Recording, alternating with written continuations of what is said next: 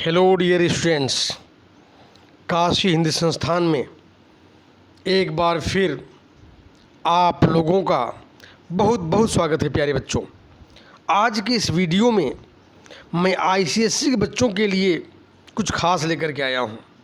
एक इम्पॉर्टेंट कविता चलना हमारा काम है, जो कि शिवमंगल सिंह सुमन जी की एक महत्वपूर्ण रचना है बच्चों। तो इस कविता में क्या इम्पॉर्टेंट बनते हैं, क्या क्या प्रश्न आप लोगों में आ सकते हैं, ऐसे प्रश्नों को लेकर काशी हिंदी संस्थान प्रस्तुत हुआ है। ध्यान देने की बात है बच्चों कि विशेष रूप से इम्पॉर्टेंट क्वेश्चन आंसर्स ध्यान दें। कुछ कह लिया, पहला स्टेंजा जो इम्पॉर्टेंट बनता है।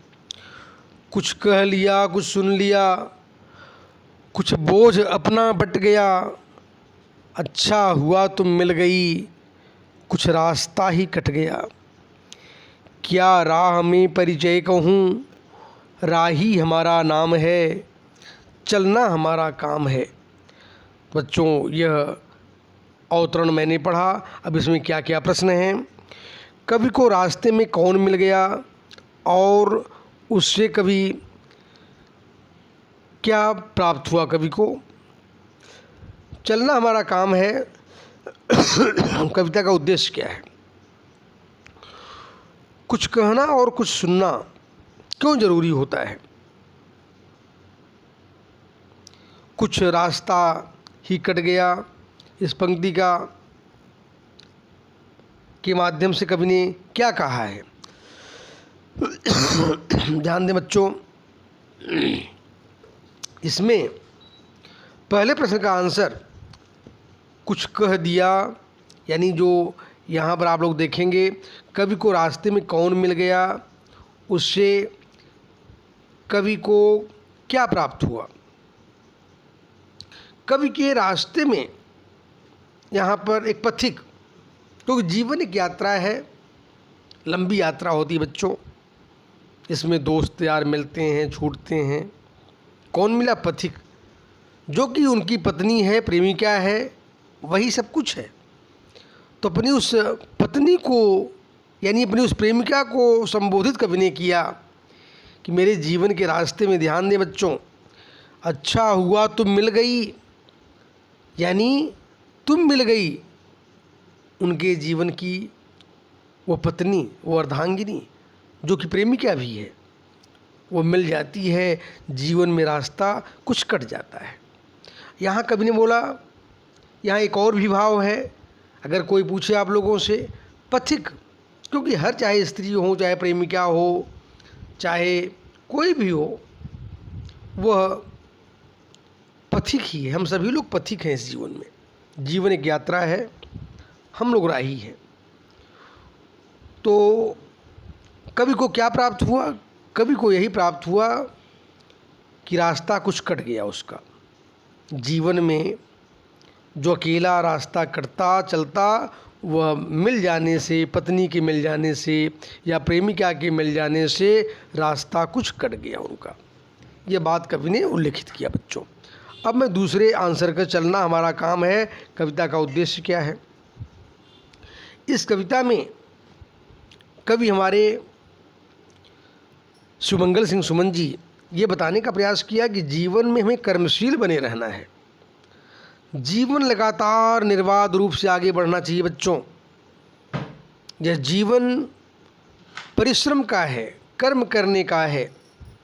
इसमें लगातार हम आगे बढ़ते जाएं, कोई चिंता नहीं, चाहे सुख दुख हो, द्वेष हो, प्रेम हो जीवन में, यानी हर समय हमें आशावादी भावनाओं के साथ जीवन में लगातार आगे बढ़ना है। केवल ईश्वर के भरोसे में नहीं बैठना है। जैसे भगवान कृष्ण ने कहा है ना कि आप लगातार कर्म करो। आजकल लोग कर्म नहीं करते, केवल फल की चिंता करते हैं। कर्मण्येवाधिकारस्ते मां फलेषु कदाचन मां कर्म फल हेतु भूर्माते संगोस्तु कर्मणि। यानी यह श्लोक ऐसा है बच्चों कि अगर जीवन में लोग उतार लें तो जीवन में सफलता निश्चित है। यानी हमें अपने जीवन का बेस्ट देना है, केवल कर्म करना है, कोई टेंशन नहीं, केवल पढ़ाई करनी है। आप लोग केवल पढ़ाई करो, बोर्ड का एग्ज़ाम आ रहा है, बाकी कुछ मत सोचो, अपने आप बेस्ट रिजल्ट आ जाएगा। नेक्स्ट 3rd नंबर बच्चों, 3rd नंबर मैंने प्रश्न बताया था कुछ कहना और कुछ सुनना। क्योंकि जीवन में जब हम आगे बढ़ते हैं ना, कोई पथिक मिलता है। यहाँ कवि ने अपनी उस पत्नी के लिए, जो कि पत्नी ही हमारी भारतीय संस्कृति में ही होता है बच्चों, पत्नी ही प्रेमिका होती है और कोई प्रेमिका वगैरह नहीं होती है। ये तो वेस्टर्न कल्चर है कि यहाँ पहले प्रेमिका बनती हैं, बाद में पत्नी बनती हैं। ये वेस्टर्न कल्चर, वेस्टर्न थॉट है।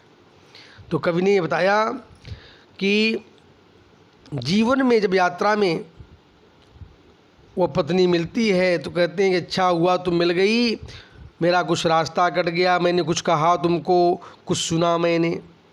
क्योंकि जीवन में कहने के पहले बच्चों सुनना भी पड़ता है। बड़ी मार्मिक बात कवि ने बतलाई। जीवन एक यात्रा है, केवल हम कहना सीखें सफलता नहीं मिलेगी। आपको पहले एक अच्छे श्रोता बनना पड़ेगा। अच्छा वक्ता कौन होता है? जो पहले श्रोता होता है बच्चों। इसलिए पहले श्रोता बने, लोगों का सुनना सीखें, इसके बाद कहना शुरू करें। चाहे परिवार हो, बाहर हो, जीवन की यात्रा है, उसमें आप लोगों को सुनना पड़ेगा, एक अच्छे सफल श्रोता बने। इस तरह से लाइफ आगे बढ़ती जाएगी बच्चों। अब मैं 4थे नंबर प्रश्न के आंसर की ओर डायरेक्टली आ गया हूँ। कुछ रास्ता ही कट गया इस पंक्ति का यानी माध्यम से कवि ने क्या संदेश दिया है? कवि ने यह संदेश दिया बच्चों कि इस पंक्ति में बताना चाहा है कि हमें लगातार आगे बढ़ते रहना है। जीवन साथी या कोई सहयोगी अच्छा होता है, सहयोग करता है, तो मानवीय गुण, हमें अपने मानवीय गुणों को लेकर आगे बढ़ना चाहिए। दूसरे कल्याण करते हुए हमें अपने जीवन में सुख दुख से परे रहना चाहिए। जीवन में संतुष्ट रहना भी सीखें। आत्मबल के अनुसार समान उद्देश्य के भाव के साथ अपनी तमाम मुश्किलों को हल करते हुए जीवन में आगे बढ़ते रहें।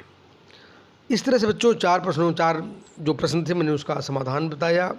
अब आगे दूसरा नंबर जो अवतरण है, ध्यान दें। इस विशद विश्व प्रवाह में किसको नहीं बहना पड़ा, सुख दुख हमारी ही तरह किसको नहीं सहना पड़ा, फिर व्यर्थ क्यों कहता फिरूं, मुझ पर विधाता बाम है, चलना हमारा काम है। बच्चों बहुत ही महत्वपूर्ण संज्ञा जीवन में यानी इस एग्ज़ाम में काम आने वाली चीज़ है बच्चों।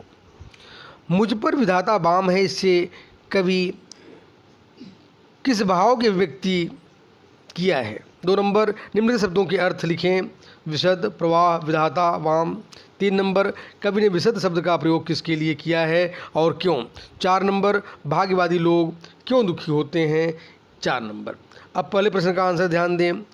मुझ पर विधाता बाम है, इसके माध्यम से कवि ने भाग्यवादियों के विचार को उल्लेखित किया है। संसार में जो भाग्यवादी लोग होते हैं ना, वे लोग केवल हर समय सुख की कल्पना करते हैं, भौतिक सुखों में खोए रहना चाहते हैं। थोड़ा सा दुख आता है तुरंत रोना शुरू कर देते हैं कि प्रभु क्या बताऊं, ईश्वर मुझसे नाराज़ है, ब्रह्मा केवल हमारे विपरीत, हमारे यानी कि भाग्य में कुछ ठीक नहीं है, प्रभु ने पता नहीं क्या लिखा है, ब्रह्मा ने पता नहीं क्या लिखा है। यानी वह हर समय रोते रहते हैं, हर समय सत्य को स्वीकार नहीं कर पाते हैं। हमें सत्य को स्वीकार करना चाहिए। इस तरह से हमें जीवन में आगे बढ़ना चाहिए। ईश्वर के ऊपर दोष लगाने से यह बात अच्छी नहीं है। कुछ लोग दूसरों पर दोषारोपण करने में ही वह अपना समय पास करते हैं बच्चों। 2 नंबर में विशद माने यहाँ पर सुंदर यहाँ के लिए आया है। प्रवाह माने गति, विधाता माने ब्रह्मा, और ध्यान दे वाम है माने विरोध, विरुद्ध में, प्रतिकूल। 3 नंबर में आ जाए अब हम। कवि ने, ध्यान दे बच्चों, 3 नंबर प्रश्न है आप लोगों के समक्ष। कवि ने विशद शब्द का प्रयोग किसके लिए और क्यों किया है? 3 नंबर में विशद शब्द का प्रयोग संसार की गतिशीलता के लिए कवि ने किया है। कवि का मानना है कि संसार गतिशील है, हमें हर समय चलायमान रहना चाहिए और दूसरों का भला करते हुए, लोक कल्याण करते हुए आगे बढ़ें। अपने जीवन में उदासीनता या दुख की भावनाओं को छोड़ें, दुख सुख को समान समझें, एक कर्मयोगी की तरह लगातार आगे बढ़ें, कर्म करते रहें और सुख दुख की कल्पना न करें, यहाँ तक कि अनावश्यक भौतिक फलों की भी चाहत न रखें। आपका जीवन निरंतर आगे बढ़ता रहेगा और हमारे अंदर सहनशीलता होनी चाहिए। परमात्मा अगर दुख भी दें, उसको सहनशील बनते हुए आगे बढ़ते रहें। अब हम चौथे नंबर की तरफ आगे प्यारे बच्चों। चौथा नंबर जो प्रश्न है, भाग्यवादी लोग क्यों दुखी रहते हैं। आजकल संसार में जो भाग्यवादी होते हैं वह जीवन बहुत दुखी रहते हैं। कवि का मानना है कि प्यारे बच्चों, हमें कर्मवादी होना चाहिए और कर्मवादी अगर बनेंगे तो सुख दुख को समान समझेंगे, भोग विलास से दूर रहेंगे और जीवन में निरंतर आगे बढ़ते रहेंगे।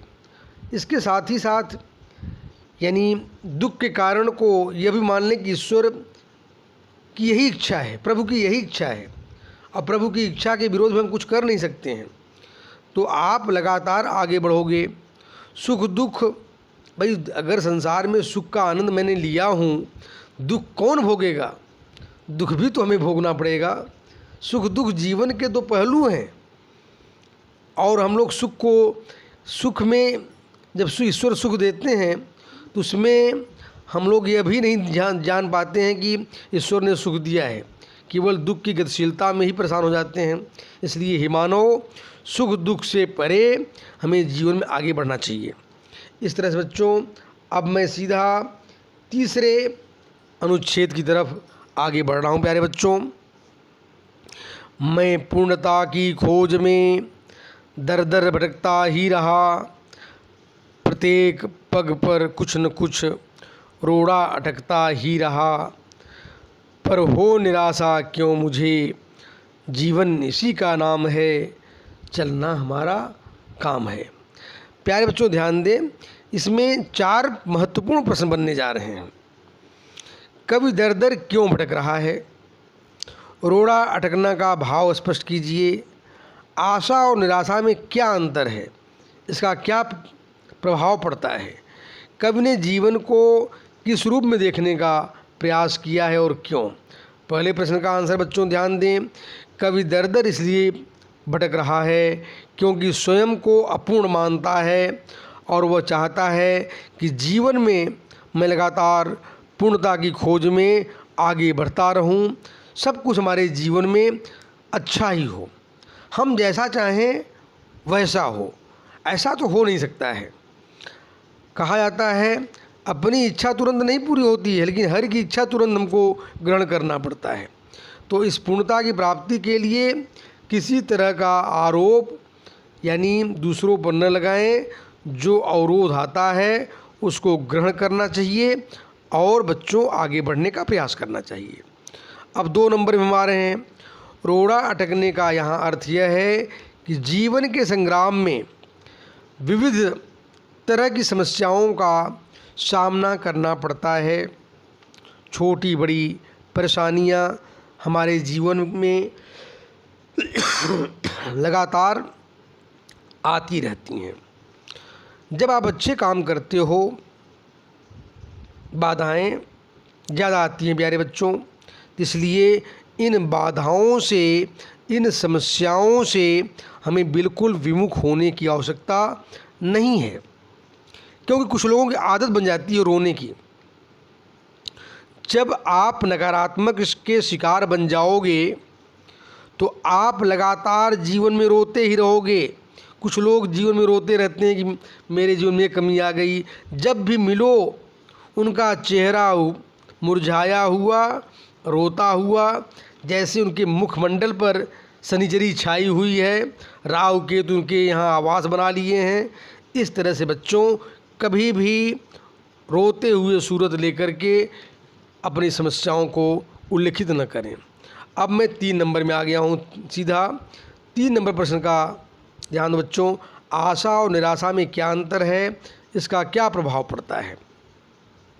3 नंबर, आशा और निराशा में अंतर यही है, आशा हमारे भीतर सकारात्मक सोच विकसित करती है, जबकि निराशा हमारे जीवन में नकारात्मक सोच विकसित करती है। तो बच्चों, अब यही सोच लो कि सकारात्मक विचार से ही आप आगे बढ़ते हो, यानी आप सकारात्मक विचार वाले लोग ऊर्जावान रहते हैं, यानी एक हर समय एनर्जेटिक रहते हैं, और जो लोग नकारात्मकता के शिकार हो जाते हैं, निराशा के, वे लोग उदासीन और चेहरा में निराशा बनी रहती है। इस तरीके से बच्चों, इसका यह परिणाम होता है कि छोटी छोटी समस्याएं, यानी ऐसे व्यक्तियों के सामने वे जो निराश होते हैं, उनके जीवन में छोटी छोटी समस्याएं बड़ी समस्या बनकर के हावी हो जाती हैं। लेकिन जो लोग आशावादी होते हैं, छोटी समस्याएं या बड़ी समस्याएं उनका कुछ बिगाड़ नहीं पाती बच्चों, लगातार वह गतिशील रूप से आगे बढ़ते रहते हैं बच्चों। अब मैं चौथे नंबर प्रश्न का आंसर आपके देने के लिए समक्ष प्रस्तुत हो गया। कवि ने जीवन को किस रूप में देखने का प्रयास किया है और क्यों प्यारे बच्चों? कवि ने जीवन को संघर्ष, गतिशीलता और यह कहा कि हरदम हमें प्रयास रहना चाहिए, साहस, ऊर्जा के साथ, आशावादी भावनाओं के साथ जीवन में आगे बढ़ना चाहिए। अगर ऐसा विश्वास है तो आपके जीवन में निराशा या निगेटिविटी जो है, परेशानियां और समस्याएं आपका कुछ बिगाड़ नहीं पाएंगी। लगातार आप अपने जीवन में अपने उद्देश्य के लिए संघर्षशील रहेंगे और आगे लगातार बढ़ते जाएंगे। आशा ही जीवन का नाम है प्यारे बच्चों, इसे निराश मत कभी होने देना। कि क्यों कर्मवीर कर्मठता, ये बात एक जगह पर नेताजी ने भी कहा, वीर भोग्या वसुंधरा, पृथ्वी वीरों के लिए बनी है, कायरों के लिए नहीं बनी है प्यारे बच्चों। तो आप रोने का अंदाज बदलो, आज से सुख और ऊर्जावान होकर परिश्रमशील बनो, कर्म में विश्वास करो, अच्छे फल स्वतः आएंगे बच्चों। धन्यवाद प्यारे बच्चों।